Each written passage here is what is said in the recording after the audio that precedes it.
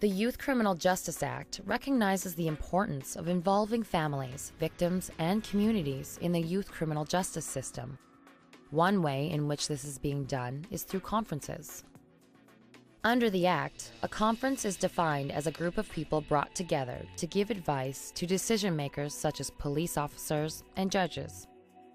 A conference can give advice on appropriate extrajudicial measures, conditions for release from pretrial detention, appropriate sentences, and plans for reintegrating a young person back into the community after being in custody.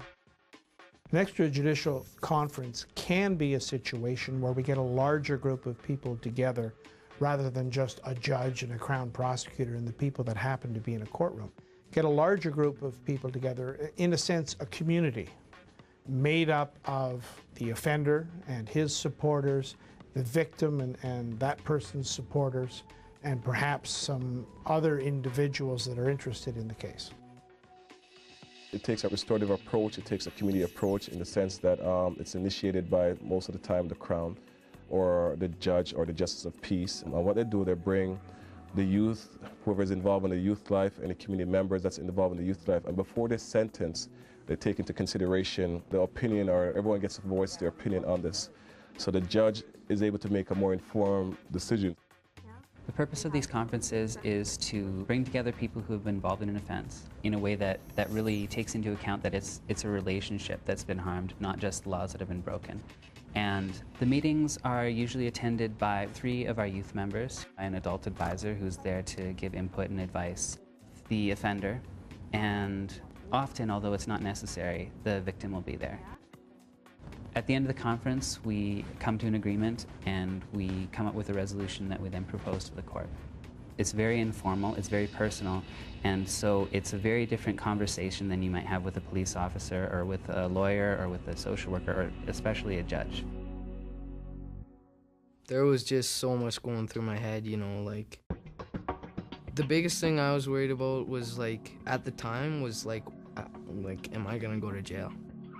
He was just 13 when he stole a brand new truck from a Calgary street. It was the early hours of the morning, and he and his young passenger were on a joyride. When he realized that they were being followed by the police, he stepped on the gas and tried to escape. I was going about 130, and I was going around this wide turn, and I caught some gravel on the right side of the road, and the back end kicked out, and we skipped a median and went through 3 fences, and then we hit a retaining wall going at, they said, approximately 100 kilometers an hour. The vehicle was totaled. Both boys were almost killed.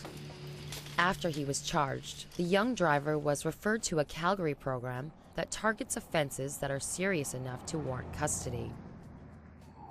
A young person must first enter a guilty plea. They also have to meet their victims in a community conference.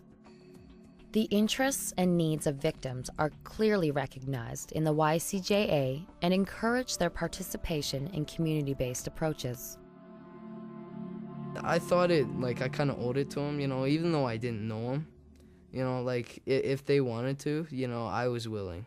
Then morning hit, and I was just as we were driving to the place, I was just scared, you know. I'm geez, I don't know if I want to do this.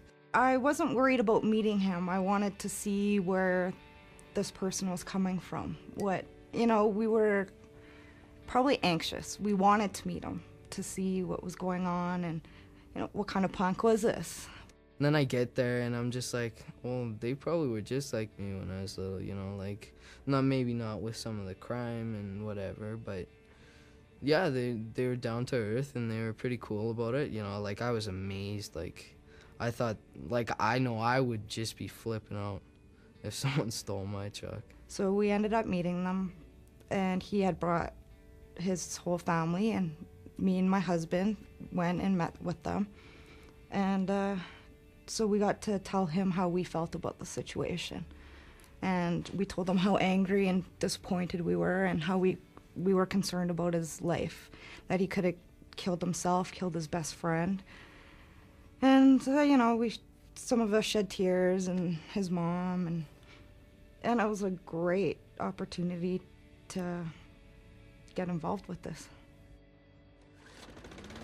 Through the community conference, the boy offered to provide personal service to the victim and her family, doing lawn work, even helping them move. When he returned to court for sentencing, the judge took this into consideration. While the youth was still sentenced to 18 months probation, he could have faced time in custody. I think what I did is better than going to jail because, I mean, if you might not learn if you go to jail, you know, like you would never, like I would never know how it affected them, like Mike and Monica. I would never know, like, now they only had one vehicle to like go to work and like drop their kids off at daycare and just little things like that, you know, and like that actually made me like learn, and like I don't know, it helped me a lot. Like I'm glad, like I try to keep busy, like I haven't drank. I would like to go back to school because I only have like 3 grade 12 courses I need, and then I'm graduated. Well, it showed me that I was able to go to work and be on a schedule and to get to work in time every day. And it showed me that I could be self-sufficient.